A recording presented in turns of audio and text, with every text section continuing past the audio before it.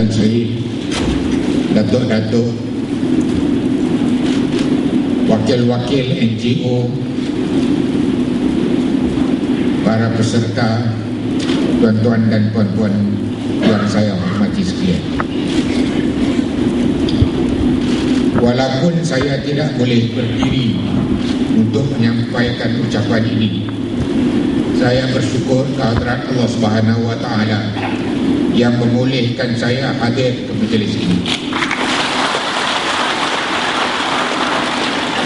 Walaupun saya telah kehilangan suara sebanyak 2 kali, dan pada hari ini pun saya bercakap hanya dengan sebelah kotak suara saya sahaja yang berfungsi.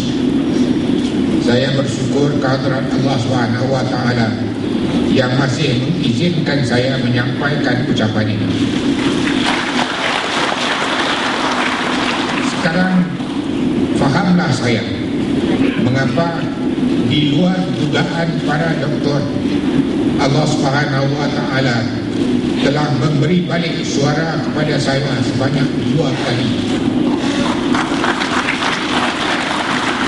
Tujuan utamanya, saya percaya, adalah untuk saya menyampaikan ucapan ini. InsyaAllah saya akan melaksanakan tugas saya itu demi agama, bangsa dan negara.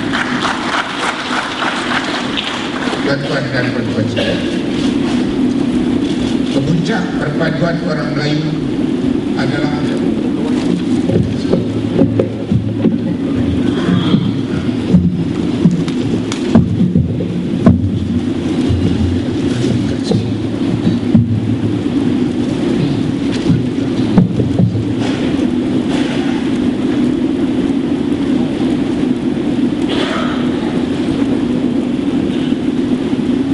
baik, saya coba kan ini terang. Boleh dengar? Bagus. Saya ulang ni. Kemuncak perpaduan orang Melayu adalah dalam tahun 1946. Pada masa itu, orang Melayu bersatu padu menentang Malayan Union. Mereka bersatu menentang ancaman dari luar. Akhirnya British menggantikan Malayan Union dengan Persekutuan Tanah Melayu. Orang Melayu bersatu padu menentang ancaman pengganas komunis. Beberapa orang pemimpin kiri Melayu lari ke hutan dan menyertai Parti Komunis Melaya (PKM) kerana takut ditangkap British. Mereka diperalatkan oleh PKM untuk mempengaruhi orang Melayu menyokong perjuangan komunis. Mereka gagal. Akhirnya PKM terpaksa menyerah kalah. Orang Melayu juga bersatu padu dalam perjuangan menuntut kemerdekaan. Walaupun pada masa itu orang Melayu sudah berpecah kepada 3 buah parti politik nasional, iaitu UMNO, Parti Negara dan PAS. Semuanya sekata dalam menuntut kemerdekaan. Malah pada masa itu PAS nampaknya lebih Melayu daripada UMNO. Sebab itulah PAS menuntut supaya Pulau Pinang dan Melaka dijadikan negeri-negeri Melayu demi menjaga hak keistimewaan orang Melayu. Atas alasan yang sama jugalah PAS menentang penubuhan Malaysia, apatah lagi termasuk Singapura. Begitu prihatin sekali PAS kepada orang Melayu dan agama Islam pada masa itu.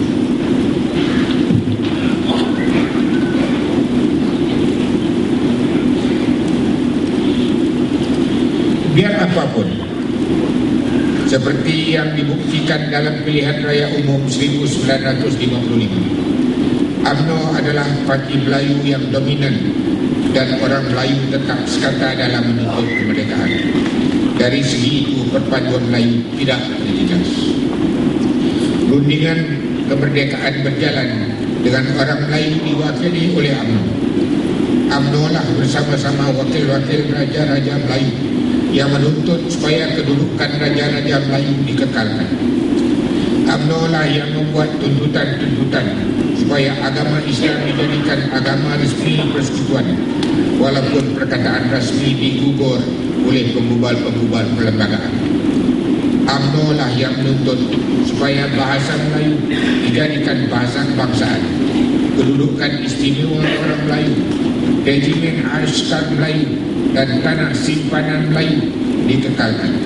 Maka kesemuanya termaktub di dalam perlembagaan kita, dan kita menjadi apa yang kita jadi hari ini. Jika tidak, kemana kita? Maka pada detik 12 tengah malam 31 Ogos 1957, Persekutuan Tanah Melayu pun merdeka. Tetapi di sebalik emosi, semangat dan kegembiraan pada malam itu, satu perkara berlaku yang kebanyakan orang tidak tahu. Pada malam itu, warga negara Persekutuan Tanah Melayu bertambah sekali ganda akibat pemberian kerakyatan oleh Perlembagaan Kemerdekaan. Akibatnya, jika dalam pilihan raya umum 1955, pengundi Melayu adalah sebanyak 84,2%, dalam pilihan raya umum 1959, hanya 2 tahun selepas merdeka, pengundi Melayu jatuh kepada 57%, daripada 84% jatuh kepada 57%, hanya 2 tahun selepas merdeka. Dalam pilihan raya 1959 juga,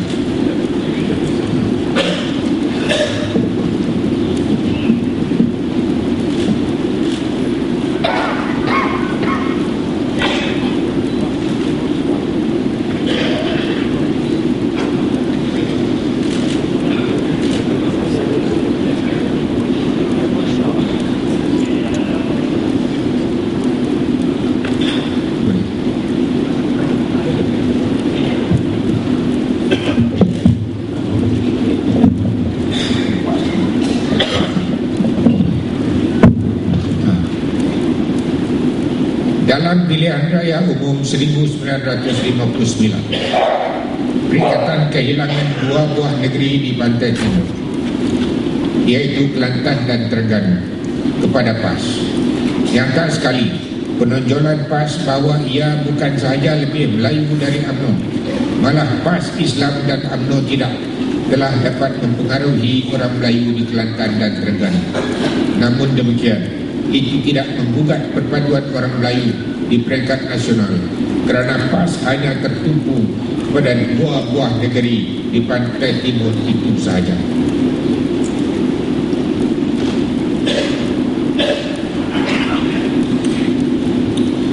Dalam tahun 1963, Malaysia ditubuh. Walaupun orang Melayu merasakan kedudukannya tergugat dengan adanya Singapura dalam Malaysia, konfrontasi Indonesia dan Malaysia Lee Kuan Yew telah menyatupadukan orang Melayu dalam menghadapi ancaman luar. Malah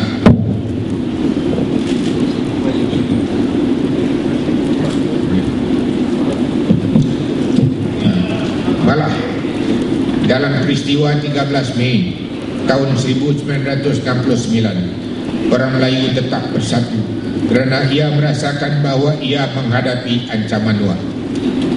Peristiwa 13 Mei membawa kepada pindaan kepada Akta Hasutan 1948 yang sangat penting, iaitu dengan memasukkan Seksyen 31F yang menjadikan satu kesalahan bagi sesiapa yang mempersoalkan isu kerakyatan, kedudukan raja-raja Melayu, bahasa Melayu dan hak-hak tertentu yang diberikan kepada orang Melayu dan anak negeri Sabah dan Sarawak. Perlu diambil perhatian bahawa ini dilakukan oleh Tun Abdul Razak bin Hussein untuk mengelak berulangnya peristiwa yang serupa. Selepas itu, keadaan di Malaysia tenang dan negara membangun.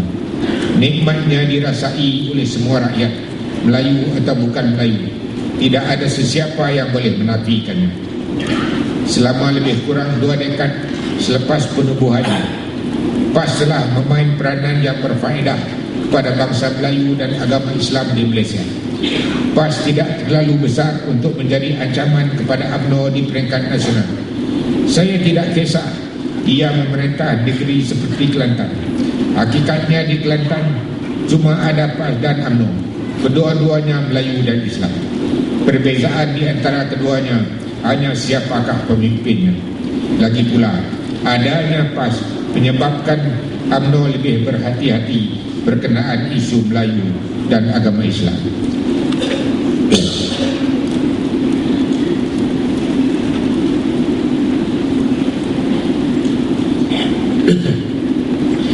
Untuk beberapa dekad selepas penubuhannya, PAS menonjolkan dirinya sebagai lebih Melayu dan lebih Islam dari UMNO.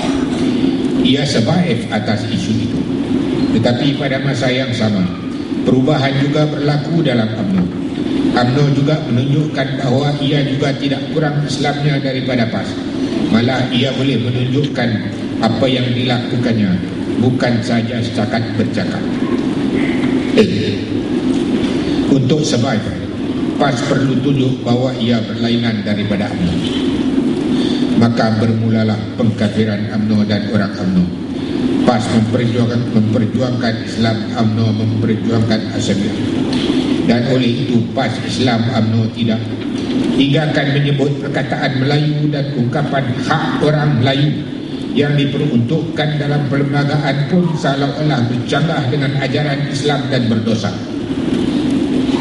Kepada mereka saya bertanya, kita dilahirkan Melayu dan Islam. Itu takdir Allah Subhanahu wa taala terhadap kita. Salahkah jika kita katakan kita Melayu dan Islam?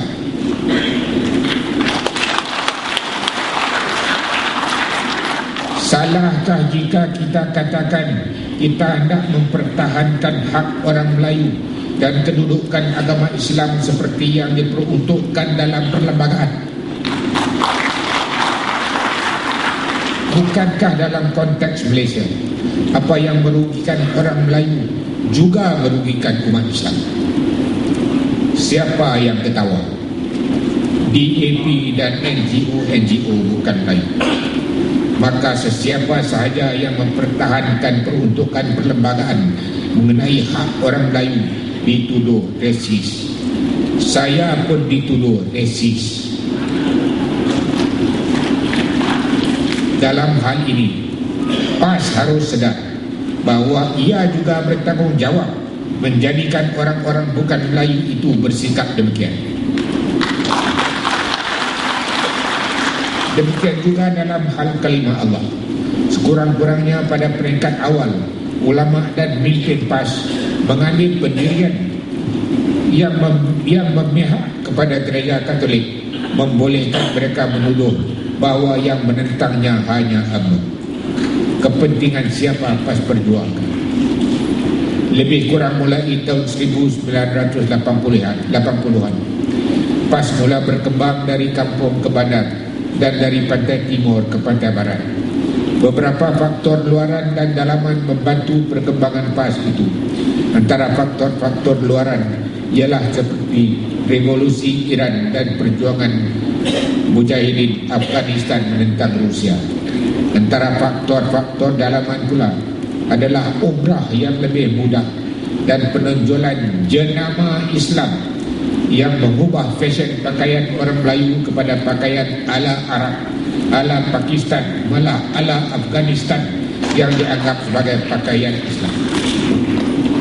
Ini termasuk menyimpan janggut sebagai identiti Islam atau seseorang itu telah menjadi lebih warak. Dalam keadaan demikian, memilih parti politik yang berjenama Islam adalah natural. Di samping itu, wujud pula pembelipur lara di kalangan pemimpin PAS yang memberi hiburan percuma kepada pendengar-pendengar ceramah mereka dengan mencaci musuh-musuh politik mereka, di samping menjanjikan pahala kepada sesiapa yang mendengarnya. Tidak kurang juga peranan pegawai-pegawai masjid yang terdiri daripada orang-orang PAS. Setiap tahun beribu-ribu graduan keluar daripada universiti, kolej-kolej dan fakulti Islam, dan yang pulang daripada universiti Timur Tengah Banyak di antara mereka menghadapi masalah untuk memasuki pasaran pekerjaan. PAS menjadi tarikan mereka, sekurang-kurangnya untuk meluahkan frustration. Bagi orang muda yang idealistik ini, retorik PAS adalah lebih menarik daripada fakta-fakta yang dikemukakan oleh UMNO. Semua pencapaian dianggap sebagai tanggungjawab kerajaan. Yang diangan-angankan adalah lebih menarik, tidak kira ianya realistik atau tidak. Tanya mereka, apakah yang akan mereka lakukan jika mereka memerintah selain daripada melaksanakan huruf? Besar kemungkinan tidak ada jawapan. Keadaan menjadi lebih buruk dengan kehadiran Parti Keadilan Rakyat. Pada mulanya, orang Melayu yang emosi merasakan rasa bukan fikir. Orang Melayu dia rasa bukan fikir bahawa penganiayaan telah berlaku. Sekarang mereka patut sedar hal yang sebenarnya. Dalam hal ini, biarlah saya mengambil kesempatan ini di luar teks. Sayalah orang yang membebaskan Datuk Seri Anwar Ibrahim dalam kes liwat yang pertama di peringkat Mahkamah Konstitusi. Kalau tuan-tuan baca penghakiman saya pada masa itu yang terdapat dalam website saya yang saya buatkan, tuan-tuan akan dapati dengan jelas saya katakan, apabila saya duduk sebagai seorang hakim membicarakan seorang, maka saya mesti bertindak dan membuat keputusan seperti seorang hakim. Pandangan pribadi saya adalah soal yang saya mesti ketepikan. Sama ada saya percaya atau tidak kejadian itu berlaku, atau dia melakukannya atau tidak, itu mesti diketepikan. Yang penting ialah sama ada di hadapan saya itu ada tidak keterangan yang dikemukakan mengikut kehendak undang-undang yang membolehkan kita mensabitkan dan menjatuhkan hukuman. Itu ukurannya yang mesti dipahami.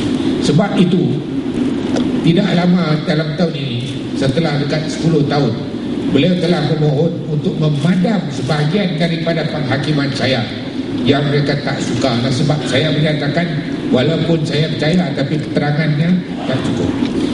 Mungkin orang kata ini undang-undang manusia tak adil. Saya bagi satu misalan. Kita ambil hudud. Katakanlah kita telah laksanakan hudud di Malaysia ini.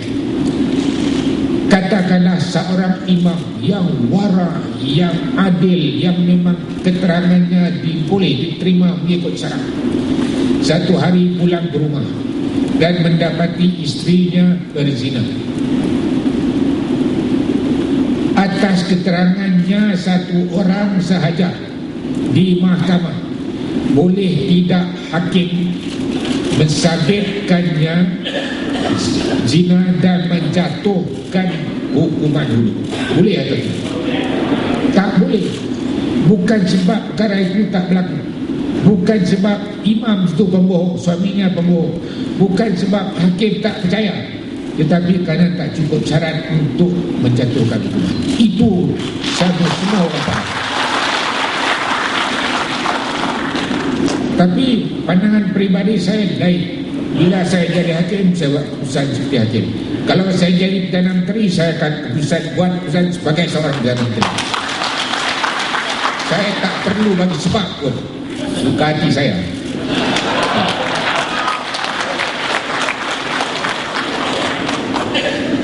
Sampai ke milenium kedua, orang Melayu telah terbagi tiga, terutama sekali di pantai barat Semenanjung, di mana majoriti pengundi Melayu tidak sebesar di pantai timur. Pengundi Melayu berpecah teruk dan pengundi bukan Melayu menjadi penentu. Melihat perpecahan orang Melayu, orang Cina khususnya, yang memang pandai membuat perkiraan, telah bersatu di belakang DAP, mengambil faedah daripada undi penyokong PKR dan PAS untuk menjatuhkan BN dan menjadi parti dominan dalam Pakatan Rakyat yang akan memerintah. perkara selepas Perak, negeri Perak selepas pilihan raya ke-12 adalah misalan yang baik. Adun PAS dijadikan sebagai menteri besar, menyebabkan penyokong PAS merasa bahawa mereka telah berjaya menubuhkan sebuah kerajaan Islam. Hakikatnya majoriti ahli exco adalah ahli-ahli DAP dan merekalah yang sebenarnya berkuasa. Pada pandangan saya, kerajaan telah membuat satu kesilapan dengan memasukkan Akta Keselamatan Dalam Negeri AS.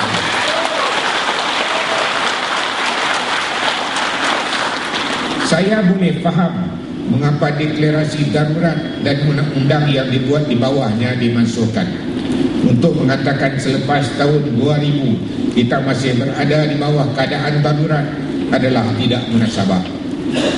Demikian juga melaksanakan undang-undang yang dibuat khas untuk menangani keadaan semasa darurat juga sukar untuk dibela, walaupun dari segi undang-undang ianya sah. Baiklah, saya keluar sikit daripada teks nak cerita satu kejadian yang sebenar. Dalam tahun 80-an, seorang hakim daripada Nigeria datang ke Malaysia untuk menghadiri satu persidangan undang-undang di sini. Beliau bertanya saya, bukankah Malaysia ini berada di bawah keadaan darurat, emergency? Saya kata, ya. Katanya, saya tak lihat naskah, saya tak lihat kereta kebal, saya tak lihat apa semua pun. Kemudian saya jawab, itulah darurat Malaysia. You bayangkan kalau tak darurat macam mana? Macam surga. Dia diam. Macam tu pun dah darurat lagi. Kalau tak darurat, cuba bayangkan saya.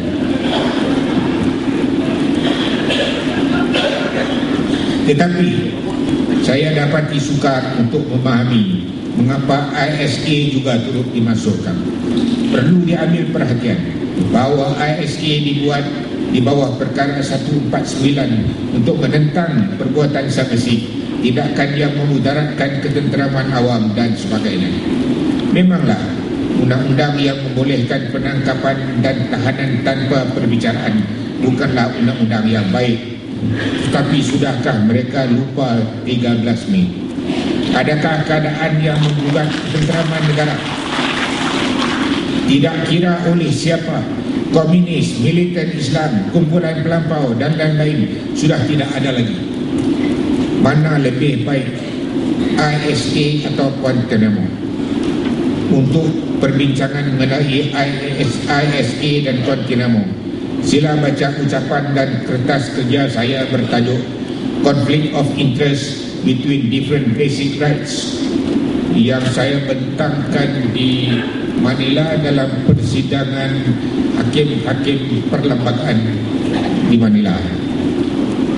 Dan satu kertas kerja lagi di mana saya menyentuh perkara itu ialah Legal and Judicial Transformation in Malaysia yang boleh ini Razak School of Government lecture.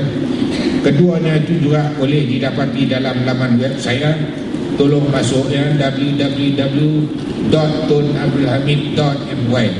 Saya pun canggih lah. Nanti website saya yang upload sendiri, saya yang edit sendiri. Kertas ini pun sebelum datang tadi saya dah upload dah. Balik lagi boleh.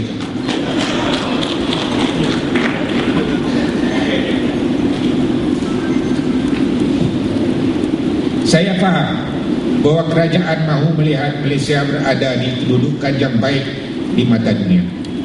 Tetapi Singapura yang mengekalkan ISA berada di kedudukan yang lebih baik hampir dalam semua hal. ISA bukanlah sebab utama yang menentukan kedudukan itu. Singapura ditanya, ini pun tak ada rendah, mengapa dia tidak memasukkan ISA? Dia jawab, kami bukan menyalahgunakannya. Itu jawapan yang pandai. Pada saya, Kalau kita memasukkan ISA kerana kita takut orang kata kita menyalahgunakannya, atau kita takut kita sendiri menyalahgunakannya, itu serupalah dengan orang yang menjual kereta yang powerful punya, kerana takut dia bawa laju, atau takut orang kata dia bawa laju. Itu bodoh.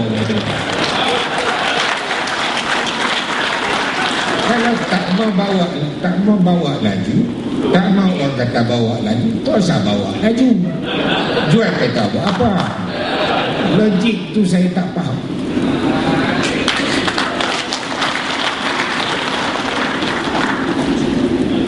Adalah mendukacitakan bahawa pemansuhan ISA dibuat tanpa memberi peluang kepada orang ramai, terutama sekali orang Melayu dan NGO Melayu, malah UMNO juga, untuk menyuarakan bantahan mereka. Pembangkang, Majlis Peguam dan NGO bukan Melayu memang dari awal lagi menentang ISA. Artinya hanya mereka lah yang didengar. Berikutnya, NGO bukan Melayu membuat tuntutan-tuntutan yang tidak berpatutan, yang melanggar peruntukan perlembagaan, khususnya mengenai hak orang Melayu dan kedudukan Islam. Tindakan gereja Katolik yang juga sangat berbahaya. Individu mula menghina agama Islam dengan terang-terang, termasuk iklan berbuka puasa dengan sup babi. Lagu kebangsaan dihina, hak orang Melayu dipersoalkan, mahkamah diugut, termasuk oleh ahli-ahli yang berhormat yang seolah-olah tidak tahu atau menghormati undang-undang yang dibuat oleh parlimen yang mereka sendiri menjadi ahli. Sabah diceroboh oleh pasukan bersenjata dari luar negara dan dengan kerjasama penduduk tempatan yang asalnya pelarian dan berbagai lagi. Malah semakin sehari nampaknya keadaan di negara kita semakin hampir dengan keadaan di Thailand sebelum rampasan kuasa tentera yang terbaru. Adakah corak demokrasi itu yang hendak ditiru? Jika mahu demokrasi kekal, ia hendaklah diamalkan dengan cara yang berhemah dan bertabadul. Ambillah pengajaran daripada apa yang berlaku di Thailand. Semua perbuatan itu bukan sahaja menggugat perpaduan negara, malah ketenteraman negara. Perbuatan itu mesti dibendung. Untuk itu kerajaan hendaklah memikir semula mengenai keperluan mengadakan semula Akta Keselamatan Dalam Negeri. Kita tidak patut takut kepada kritikan mengenainya. Di samping itu, kerajaan tidak patut terlalu berlembut, apatah lagi takut kepada mereka sehingga tidak berani mengambil tindakan undang-undang terhadap mereka. Tidak guna mempunyai undang-undang jika tidak berani menggunakannya. Pelampau tidak memahami diplomasi. Selepas itu, kerajaan membuat satu kesilapan lagi apabila ia hendak memasukkan Akta Hasutan 1948.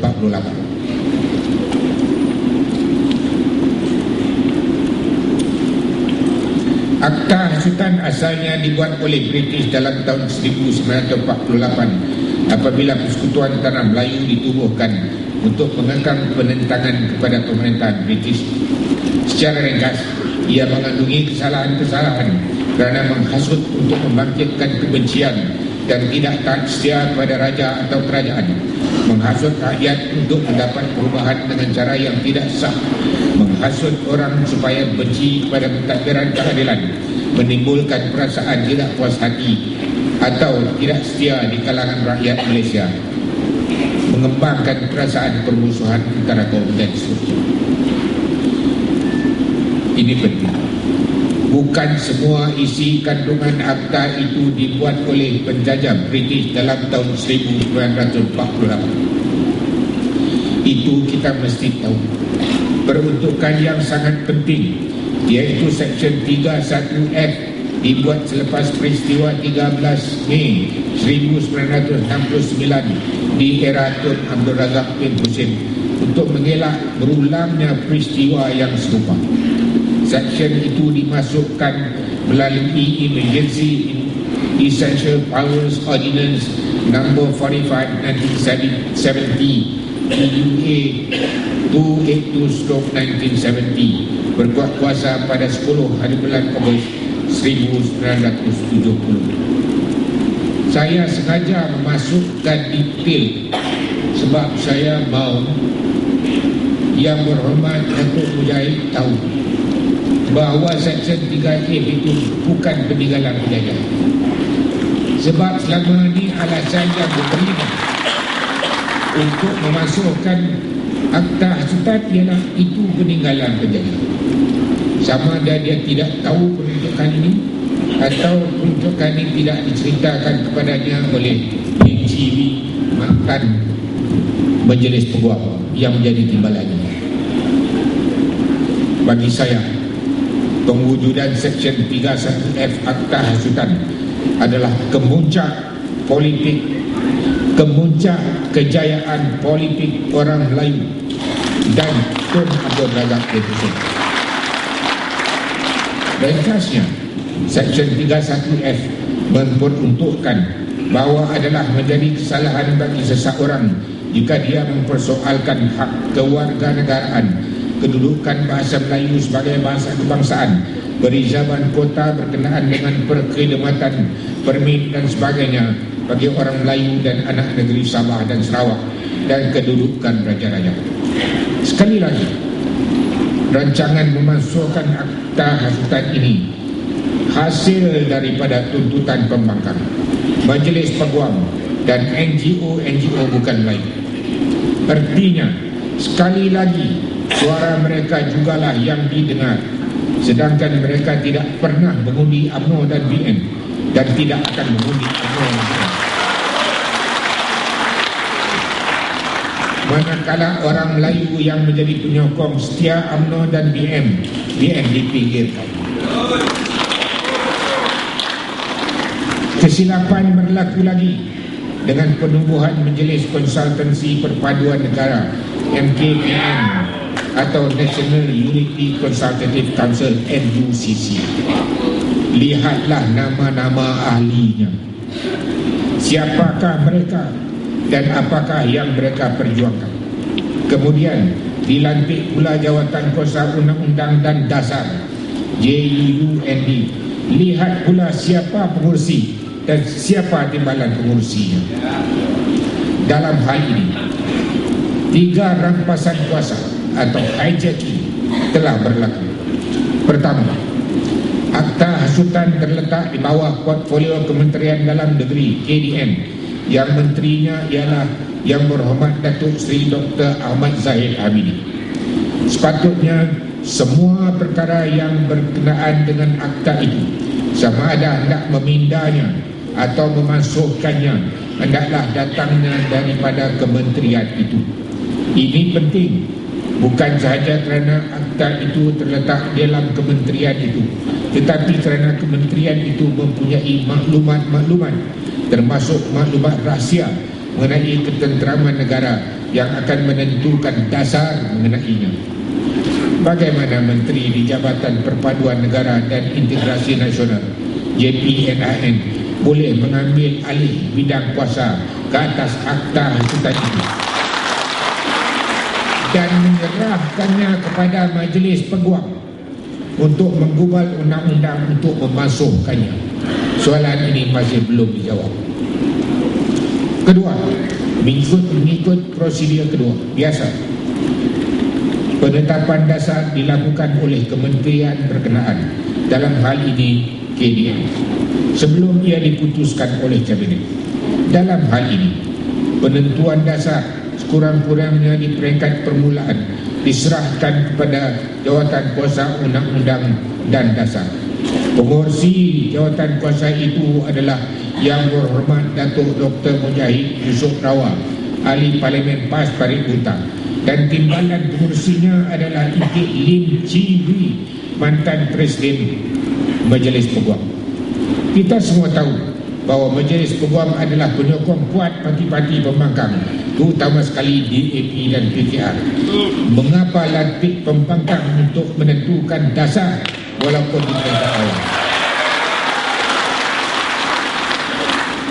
Mengapa berkempen teruk-teruk menang pilihan raya, selepas itu selepas menubuh kerajaan ambil pembangkang untuk menentukan dasar undang-undang kita buat? Ini pun saya tak faham.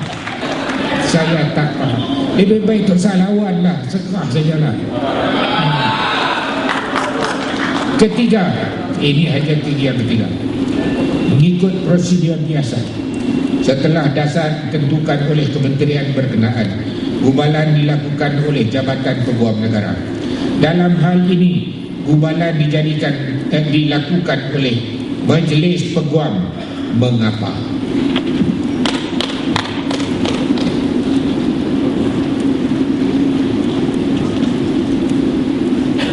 Mendapat peluang itu, Majlis Peguam terus menggubal apa yang dikenali sebagai rang undang-undang harmoni.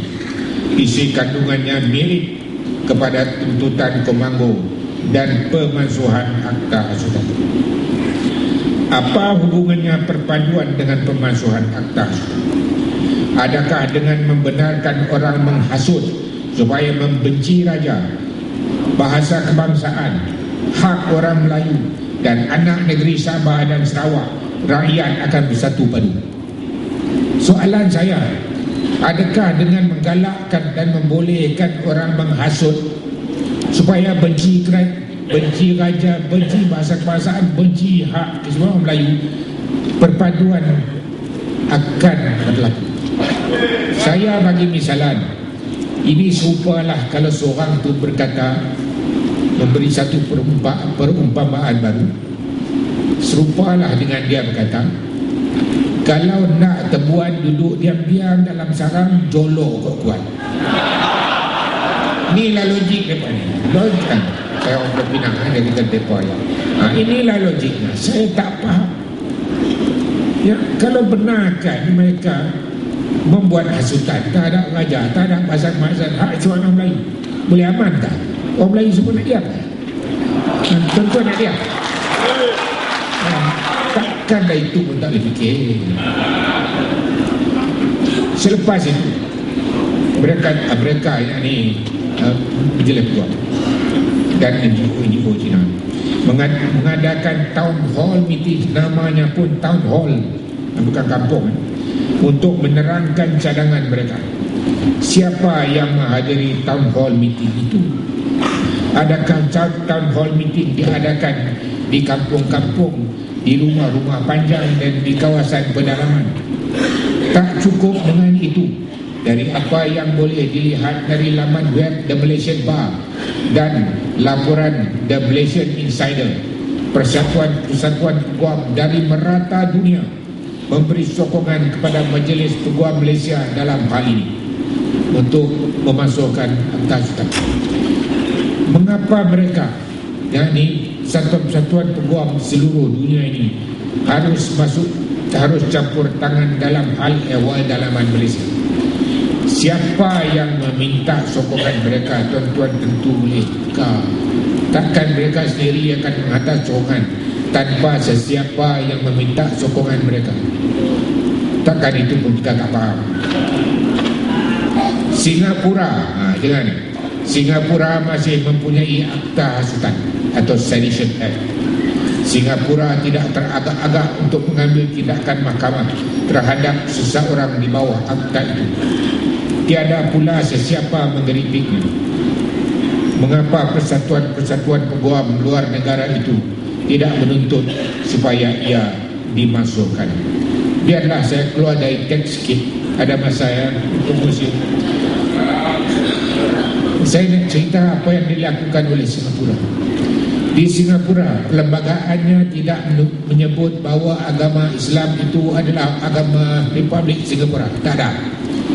Dia tidak ada peruntukan yang mengatakan bahawa Parlimen boleh membuat undang-undang menghalang orang bukan Islam daripada menyebar agama bukan Islam kepada orang Islam. Tak ada. dan tak ada undang-undang yang menghalangnya.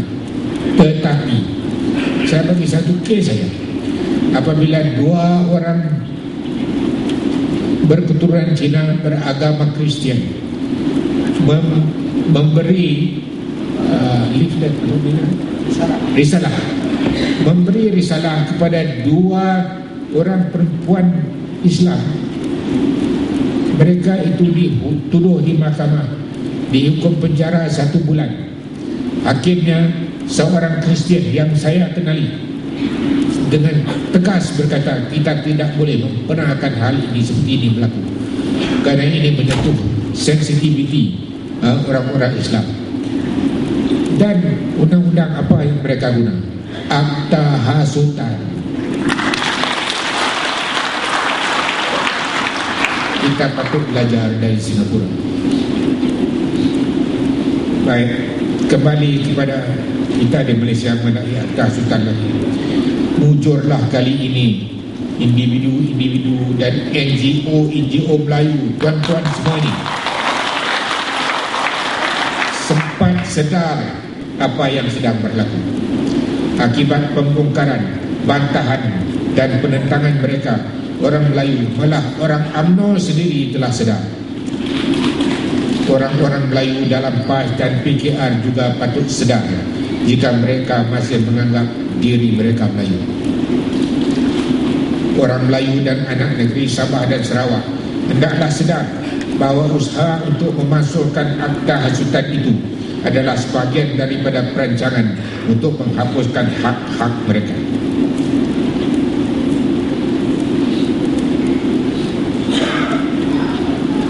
Orang Melayu dan anak negeri Sabah dan Sarawak hendaklah sedar bahawa mereka hanya baru keluar dari kampung dan kawasan pedalaman 1 atau 2 generasi. Sudahkah mereka lupa daratan? Akta hasutan hendaklah dikekalkan. Seterusnya saya mencadangkan supaya akta hasutan dipindah untuk memasukkan perkara 3, yakni mengenai agama Islam sebagai agama persekutuan. Itu tak ada dalam Seksyen 3 sekarang. Untuk memasukkan perkara 84C, yakni perlindungan, kesentosaan dan pemajuan orang asli. Ada tidak wakil orang asli sini? Kita mahu supaya hak mereka juga dipertahankan, dimasukkan dalam akta hasutan supaya orang tak boleh soal. Perkara 84F, menghadkan regimen askar Melayu pada orang Melayu, kita mau juga dimasukkan, jangan dipersoalkan. Dan perkara 89, tanah simpanan Melayu atau tanah rizab Melayu ke dalam Seksyen 31F itu, supaya ia juga tidak boleh dipersoalkan oleh sesiapa. Kalau kerajaan nak buat pindaan yang mungkin akan membolehkan kerajaan mendapat sokongan dari orang-orang lain daripada apa yang kita tuntut, ada satu benda yang kerajaan boleh buat, yakni kerajaan bolehlah memikirkan untuk memasukkan kesalahan menghasut terhadap kerajaan. Sekarang ini menghasut terhadap kerajaan pun salah. Kewujudan peruntukan itu tidak konsisten dengan amalan demokrasi. Malah untuk berkempen pilihan raya pun tak boleh. Nak katakan tak bagus, tak buat itu pun tak boleh. Sebab itulah selama ini tidak ada sesiapa pun yang dituduh kerana kesalahan itu. Jika demikian, untuk apa kesalahan itu dikekalkan dalam undang-undang? Ia hanya memberi gambaran bahawa kerajaan bersifat autokratik. Di samping itu, jadi lebih baik sebab dia ada pun kita tak guna, sebab tak praktikal. Jadi lebih baik itu dihapuskan. Yang itu tak apa, tak ada masalah. In fact baik untuk imej kerajaan. Di samping itu, saya juga mencadangkan, 1, segala urusan mengenai akta hasutan hendaklah dilakukan oleh kementerian yang bertanggungjawab mengenainya, iaitu Kementerian Dalam Negeri. Dua, Jabatan Perpaduan Negara dan Integrasi Nasional JPNIN tidak sepatutnya mengambil alih perkara yang terletak dalam bidang kuasa KDN dan Peguam Negara. Tiga, prosedur biasa di mana kementerian berkenaan menentukan dasar dan gubalan dibuat oleh Jabatan Peguam Negara, manakala keputusan muktamad dibuat oleh Kabinet, hendaklah diikuti. Empat, ketepikan undang-undang harmoni yang digubal oleh Majlis Peguam. Lima, akta hasutan hendaklah dilaksanakan dengan tegas. Enam, bubarkan Majlis Konsultasi Perpaduan Negara dan sekaligus bubarkan Jawatan Kuasa Undang-Undang dan Dasar Kerja. Jabatan Perpaduan Negara hendaklah dibuat oleh pegawai-pegawainya. JPNIN boleh konsult sesiapa sahaja, tetapi terajunya mestilah dipegang oleh JPNIN. Keputusan dasar hendaklah dibuat oleh JPNIN, manakala keputusan muktamad mengenainya dibuat oleh Kabinet.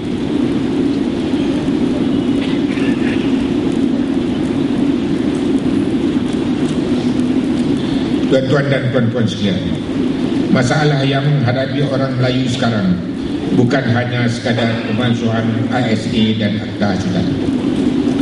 Masalahnya ialah bahawa orang Melayu menghadapi ancaman akan menjadi Red Indians di tanah sendiri. Percayalah bahawa ancaman yang dihadapi oleh orang Melayu sekarang adalah lebih serius daripada bila-bila masa dalam sejarah bangsa Melayu. Dulu sekurang-kurangnya orang Melayu bersatu menghadapi ancaman luar. Sekarang mereka berpecah dan diperalatkan. Maka PAS dan UMNO perlulah berfikir untuk bercantum, bergabung atau bekerjasama sekurang-kurangnya di peringkat persekutuan untuk mempertahankan kerajaan persekutuan daripada jatuh pada PKR dan DAP. PAS mesti sedar bahawa perjuangan asal mereka adalah untuk Melayu dan Islam. Bahawa jika Pakatan Rakyat berkuasa, DAP akan menjadi parti dominan. Jika PAS tidak mahu orang Melayu dan kedudukan agama Islam digugat, ia hendaklah bekerjasama dengan UMNO. Saya tidak menyebut Parti Keadilan, sebab parti itu tidak pernah berkata ia berjuang untuk orang Melayu. Ia hanya berjuang untuk seorang Melayu.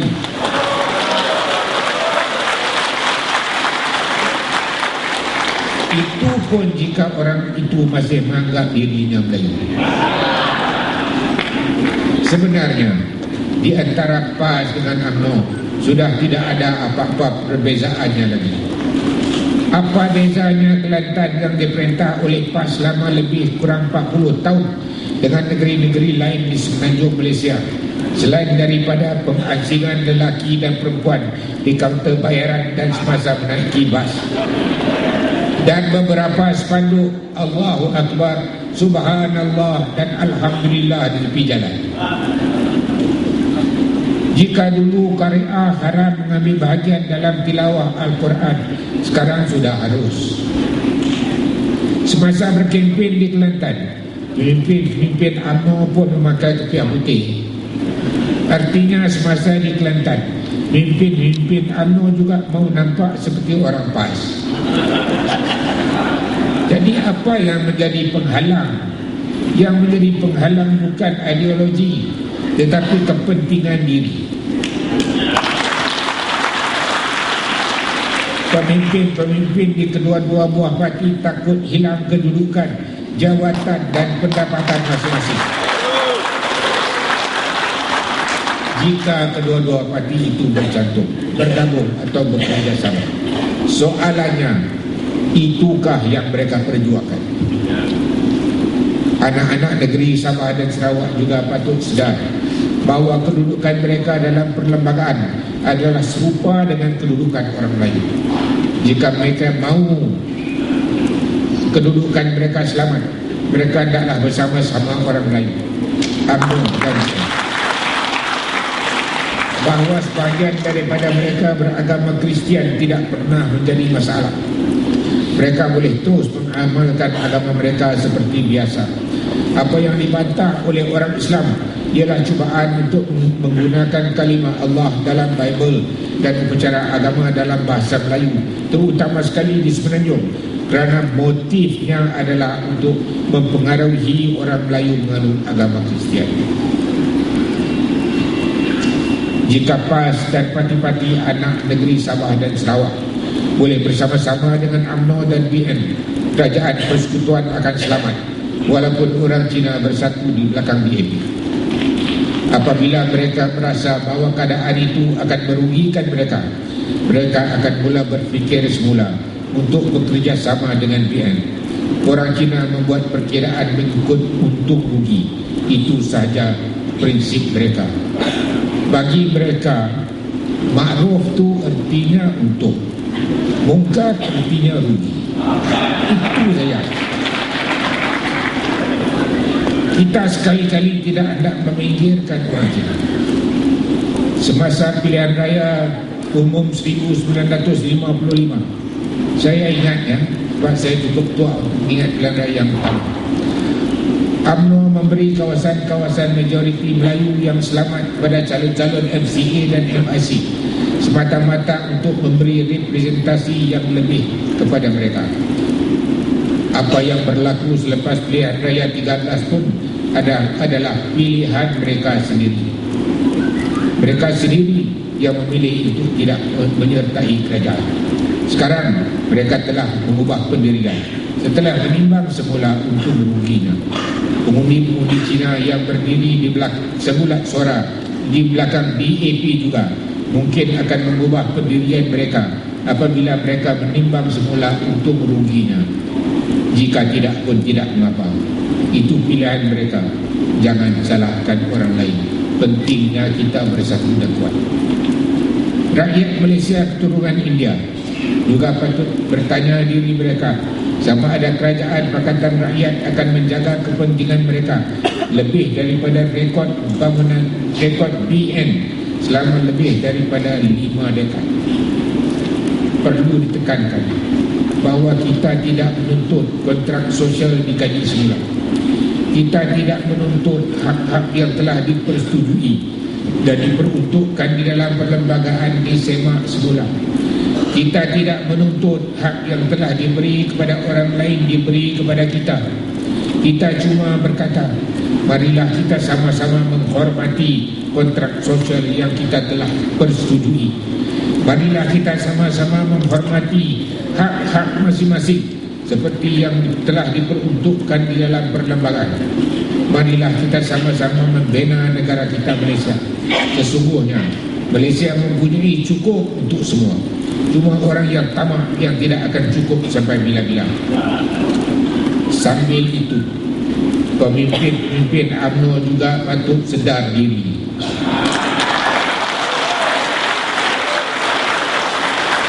Sebenarnya UMNO sebagai sebuah parti politik Melayu dan Islam berada di atas landasan yang betul. UMNO sepatutnya terus menjadi parti dominan Melayu dan Islam. Masalahnya adalah pemimpin-pemimpinnya. Faktor nombor satu yang menyebabkan orang bencikan UMNO ialah persepsi rasuah yang tinggi. UMNO mestilah perbetulkan persepsi itu, bukan hanya dengan cakap dan kempen, tetapi dengan mengelakkan perbuatan rasuah. Golongan profesional merumut mengenai kesukaran untuk memasuki dan memenangi apa-apa jawatan dalam hierarki UMNO. Itu adalah antara faktor-faktor mengapa golongan profesional tidak menyertai UMNO. Mereka lebih mudah mendapat tempat dalam PAS. Jika hal itu berterusan, UMNO akan ketandusan pemimpin. Hari ini pun hal itu telah dirasai, dan ia mestilah diperbetulkan jika UMNO tidak mau terkubur. Tuan-tuan dan puan-puan, percayalah, apabila pemimpin-pemimpin sesuatu bangsa atau sesebuah negara lebih mementingkan diri sendiri daripada bangsa dan negaranya, maka itu adalah alamat kehancuran bangsa dan negara.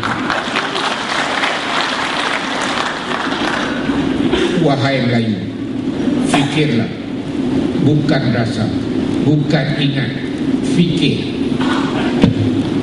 Tuan-tuan dan puan-puan sekalian, sepatutnya perasmian konvensyen ini dilakukan oleh Yang Amat Berhormat Tun Dr. Mahathir Mohamad, mantan Perdana Menteri Malaysia.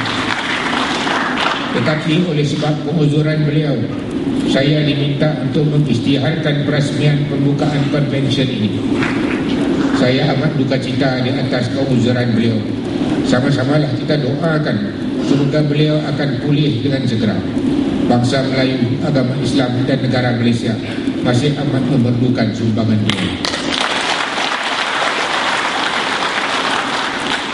Sebenarnya Yang Amat Berhormat, Yang Amat Berbahagia Tun Dr. Mahathir tidak boleh diganti.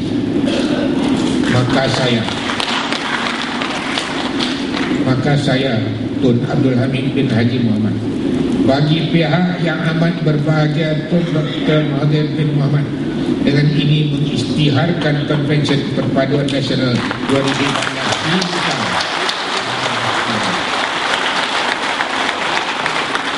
Selamat berkonvensyen demi agama, bangsa dan negara. Semoga Allah SWT memberkati konvensyen ini dan merahmati semua pesertanya. Wabillahi taufiq wal hidayah. Wassalamualaikum warahmatullahi wabarakatuh.